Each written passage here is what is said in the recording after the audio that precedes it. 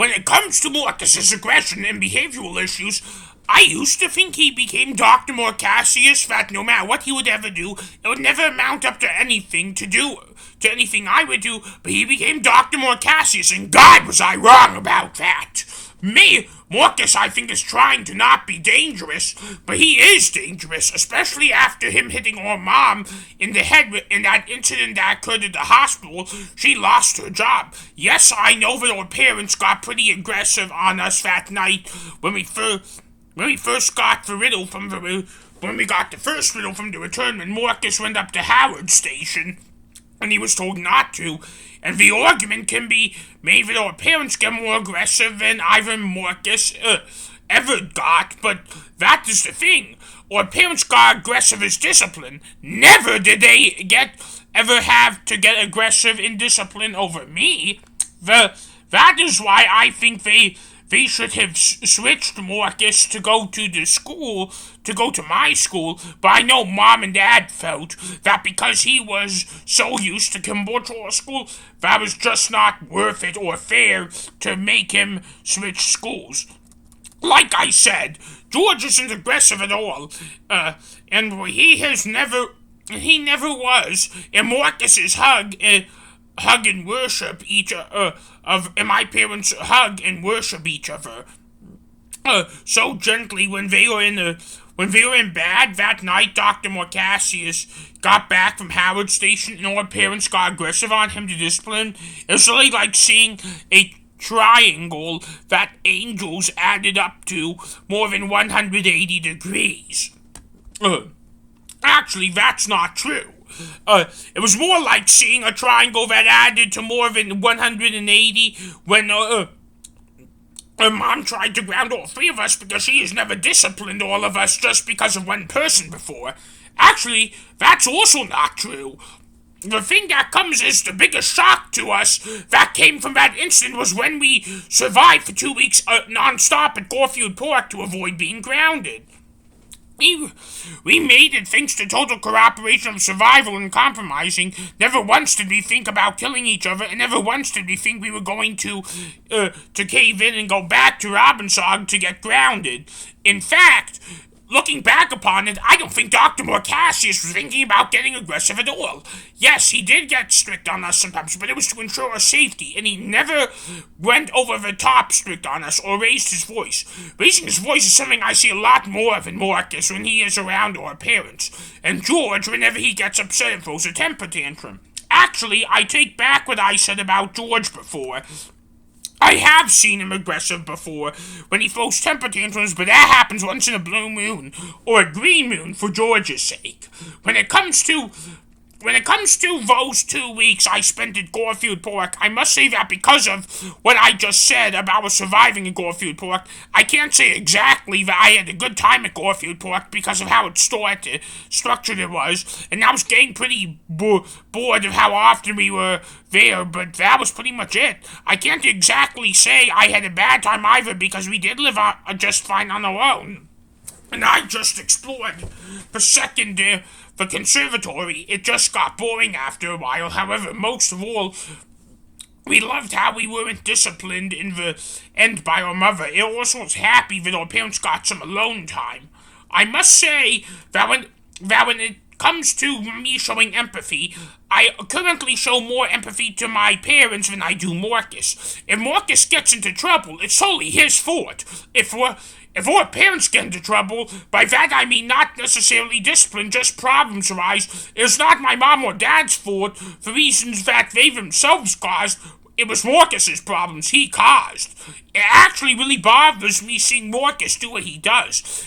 Yeah, I was the only person he ever told about him transitioning into Doctor Marcacius, and I was his best friend, and I tried to stop him. I knew this was going to be a bad idea since day one. The first thing I told him after he said he was going to do it was one word, and it was don't.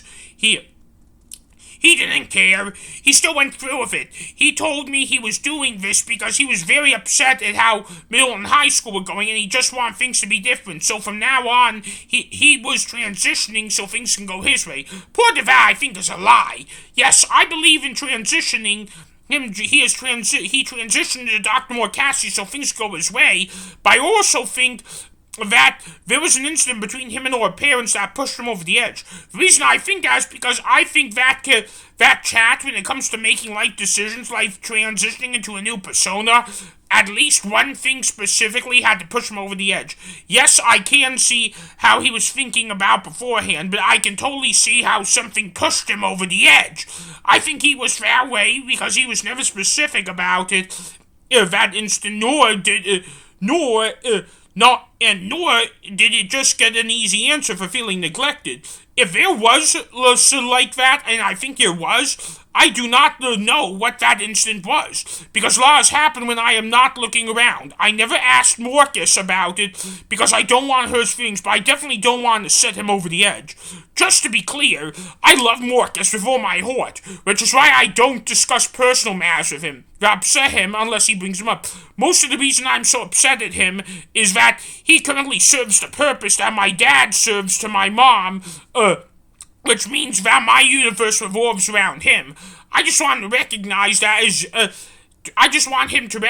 that as I used to be, but I can't do that as Dr. Marcacius because of how he acts and dresses.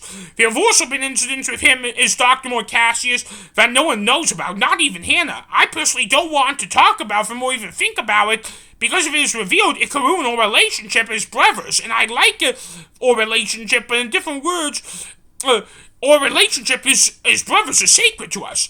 I have to be honest. These issues have been bothering me so much that I really have been doing things like punching my pillow in wall, because this is how I cope with my anger management, which has been an issue for me and Marcus but a ton, but he didn't come with a birth like how mine did. I also don't know how I got my behavioral issues. Is the dominant trait my autism either? God just gave them to me as part of my birth, and that's why I believe in God and worship God with my family, because that is how I and everyone in my family who lives with me in Robbinsog copes with their autism, because they are awareists. To be honest, I love being an awareist. It makes me different than the Christian majority population in America, and worshiping the Lord on a Sunday is something that can be that began as something difficult to me, but over time, it's the main coping mechanism for me to dealing with my autism, which is why I am really excited for Sundays when I am the worshiper. When it comes to me being the one who puts his hood down on the color orange, I put it down more than people would think, since I don't drive the orange line so much. My dad does, because he works off 35th and Orchard Station, but back to me, since orange is my favorite fruit, whenever I eat an orange, I have my hood down, and since I jog and swim like my parents do, which means I am just as thin as them, I eat oranges a lot because they are my favorite fruit, so I can put my hood down when I eat them at school, or a fruit that is orange, and know it is orange because of how my favorite color is orange. No one has ever made fun of me for how I dress at school. At the most, all I have ever gotten into was people walk away from me on the sides of the hallway, but I just get used to that. Like my parents, and Marcus until recently, I have no friends because of how I dress. And that is okay with me and everyone in my family, because I dress that way for religious reasons. And our families functions by the policy that people don't want to be our friend because of how we dress in our religion. That is their problem, not ours. The interesting thing about this is, while we do talk to other students to avoid us for us wearing cloaks in public, coaches are absolutely fine with it. It could be they are freaked out a bit, but they don't tolerate religious intolerance, which is actually what it is. But still, we had to find that we're weird. And I and Marcus have always been going to school for many years, and we have talked with each other about how we are always the last one picked as part of a group or something. If that's what is necessary in the name of our religion, then so be it. School as a whole, for me so far, has been a pleasant experience, yet it has its ups and downs because of my behavior. But my behavioral problems at school settled out about 2 years ago. I won't say what exactly settled them out, but let me just say that my parents sent me to the Polk School expecting me to have behavioral issues the whole time. Well, they are wrong. My behavioral issues come now as a personal, and I touch no, come out now as personal things, and I touch no one, and I do it privately in my room at this point. That's the main reason I still go to the Polk School, is that my parents think it would be too much for me to switch schools at this point, and they were absolutely correct, so I just stayed there. I still get treated for what still shows of my autism at school, so I still have an intervention specialist and that I like a lot.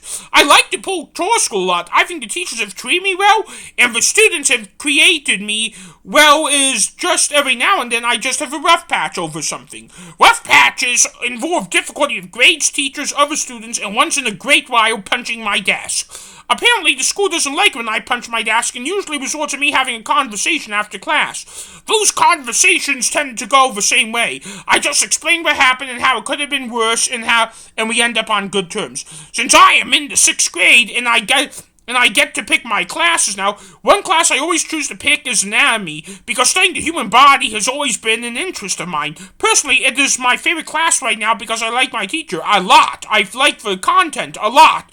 And not trying to brag here, I get A's in that class a lot. Part of the reason, I get A's so much is because, like my brothers and my parents, I am also a genius. In fact, like my brothers and Marcus, I'm not sure about George yet, I want to get a doctorate, just like my parents, except while my dad is a nurse, my mom is a doctor, Marcus wants to be a psychological researcher. Again, I'm not sure about George, but I want to be a surgeon.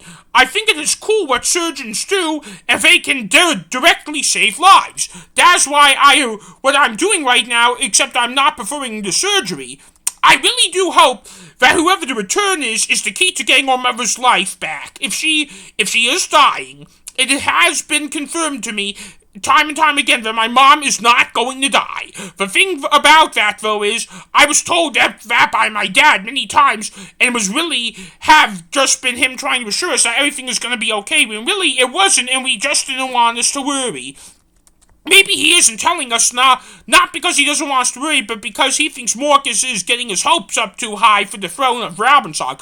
Marcus, I know, wants the throne, but the thing is just to make changes to the government of the monarchy of Robbinsog. The reason I think that is because I know Marcus is upset Mom, who was the monarch, but I am beginning to suspect that he just wants the throne because he feels like that if she really is sick, she can't govern, or Dad still can when it comes to decisions our mother made as the queen. I feel like our dad is actually the one to announce them, and he isn't the official monarch, or Mom is. The strictest rule our Mom enacted recently is that if we bring up her mobility issues to her, she is allowed to give us a spank to our asses however she wants, and that applies to our dad too. That's why we only bring them up in a private room when we are in our own room, and when we talk about the return, and we don't discuss it with our Mom and Dad at all. We also are still dealing with the return. It's the most secretive way possible, and no one can know about it other than us and Hannah. The truth of the matter is that the only reason Hannah knows about it is because Marcus wanted to make sure it wasn't her when we got to the first riddle. If it weren't for that, no one would ever suspect anything whatsoever, and Hannah wouldn't know about her personal matters. I don't know if Marcus revealed anything more to her, but he can if he wants to. Moving on, I have to be honest about something. I really like Hannah. I think she is the perfect match for Marcus. They look so happy together, and she looks to me like she is someone who totally understands Marcus and his autism. His religion, and the fact he is a prince, and the fact he is not his normal persona right now, and I hope she becomes my sister-in-law someday, but I know that I can't rush that ever. I don't have a girlfriend.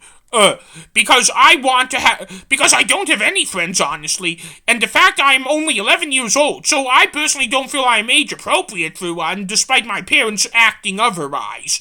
Personally, I feel like my dad and Marcus where my girlfriend has to become, and I am not the one to come to her, because we are all in a nation a little bit shy, to be honest, but as I said before, it's difficult for us to make friends because of how we dress and our cloaks.